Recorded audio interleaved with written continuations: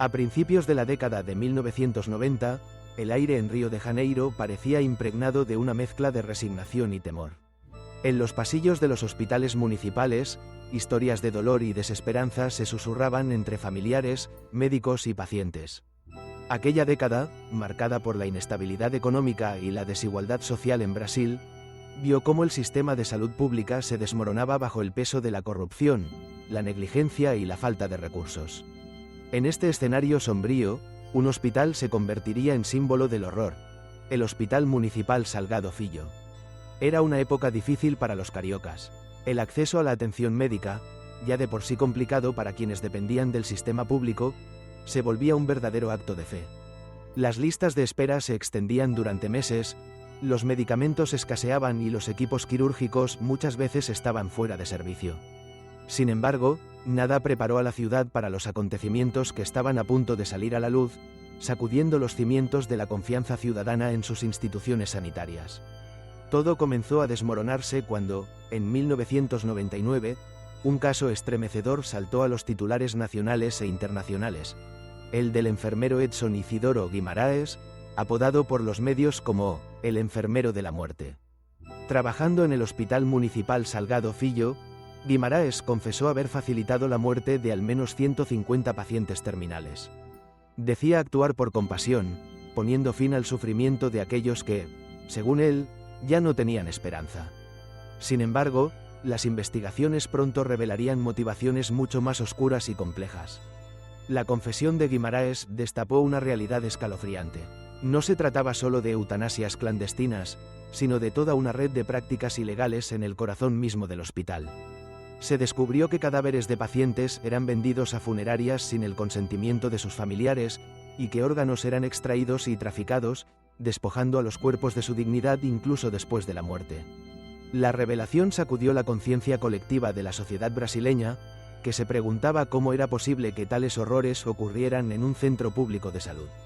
Las historias se multiplicaban: pacientes que ingresaban por dolencias menores y terminaban mutilados, otros que nunca despertaban de la anestesia, y familiares que recibían a sus seres queridos en ataúdes cerrados, sin explicaciones convincentes por parte del personal médico.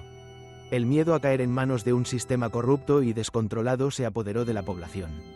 Las denuncias comenzaron a llegar en cascada, y lo que inicialmente parecía un caso aislado pronto se reveló como un problema sistémico. Las investigaciones judiciales sacaron a la luz la participación de profesionales de la salud, administrativos y empresas funerarias en una red mafiosa que operaba con total impunidad. El dinero fluía fácilmente a cambio de la vida y la muerte, y la corrupción alcanzaba a funcionarios encargados de supervisar el funcionamiento de los hospitales. Los juicios, que se prolongaron durante años, pusieron en el banquillo a decenas de implicados, algunos de los cuales recibieron sentencias ejemplares, mientras que otros lograron evadir la justicia gracias a influencias y sobornos. La prensa, por su parte, jugó un papel crucial. Los titulares hablaban de «el Hospital del Horror», y los reportajes detallaban con crudeza los testimonios de víctimas y familiares. Uno de los relatos más impactantes fue el de una madre que, tras días de buscar a su hijo desaparecido, lo encontró en la morgue del hospital, sin órganos vitales y sin una explicación convincente sobre su muerte. Historias como esta se repetían una y otra vez, alimentando la indignación de una sociedad que exigía respuestas y justicia. Las autoridades sanitarias, presionadas por la opinión pública, emprendieron una serie de reformas destinadas a mejorar la regulación y supervisión de los hospitales públicos. Se establecieron protocolos más estrictos para la extracción y donación de órganos, y se incrementaron las inspecciones en los centros de salud. Sin embargo, para muchas familias, nada podría reparar el daño sufrido ni devolverles la confianza perdida en el sistema. Con el tiempo, las cicatrices de aquellos años oscuros permanecieron abiertas. El caso del Hospital Salgado Filho se convirtió en un símbolo de los peligros de la desregulación y la corrupción en la atención médica. Las historias de muertes injustificadas, mutilaciones y tráfico de órganos quedaron grabadas en la memoria colectiva de los brasileños, recordándoles la importancia de la vigilancia ciudadana y la transparencia institucional. Pero los ecos de los años 90 no se apagaron con el cambio de siglo. A pesar de las reformas, Brasil siguió enfrentando desafíos en su sistema de salud, y nuevos escándalos sacudieron a la sociedad en las décadas siguientes. En 2016, Otro nombre saltó a la fama por motivos igualmente siniestros: Denis Furtado, conocido como el Dr. Boom Boom. Furtado, un cirujano estético, se hizo popular en redes sociales por sus procedimientos de aumento de glúteos. Sin embargo, sus actividades se realizaban fuera de entornos médicos adecuados, en apartamentos privados y sin las condiciones mínimas de seguridad. La muerte de una paciente tras una cirugía clandestina desató un nuevo escándalo.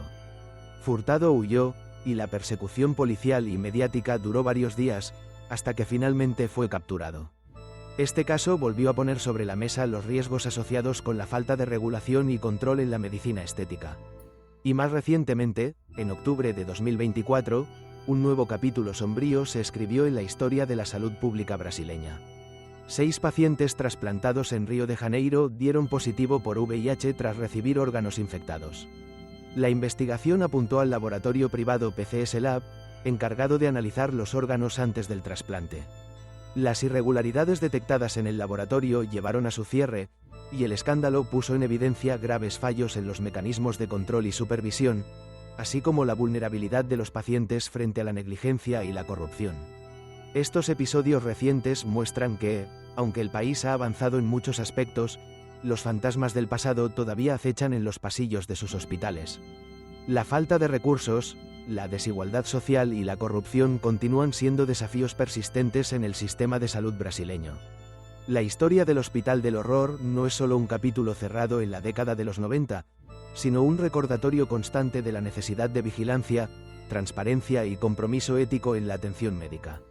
Las lecciones aprendidas de aquellos años han motivado a activistas, familiares de víctimas y profesionales de la salud a luchar por un sistema más justo y seguro. Se han creado organizaciones de apoyo a víctimas de negligencia médica, y la presión social ha logrado que algunas reformas avancen, aunque lentamente.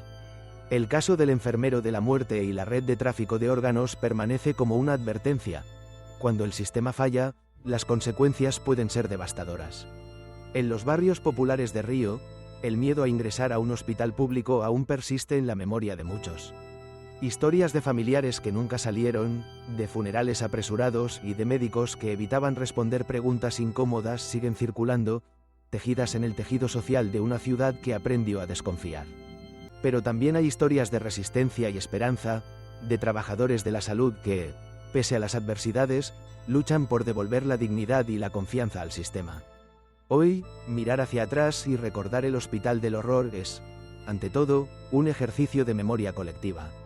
Es la oportunidad de reconocer las heridas, exigir justicia y construir un futuro en el que la vida humana no sea moneda de cambio para corruptos y oportunistas. Es un llamado a no olvidar que detrás de cada número, cada titular y cada escándalo, hay vidas, familias y comunidades enteras marcadas por el dolor y la pérdida.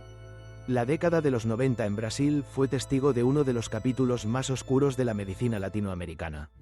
El Hospital del Horror en Río de Janeiro, con sus cirugías clandestinas, muertes y mutilaciones, sigue siendo un recordatorio indeleble de lo que ocurre cuando la corrupción y la deshumanización se apoderan de la salud pública. Pero también es la base sobre la que se construye la esperanza de un sistema más justo, humano y transparente para las generaciones futuras.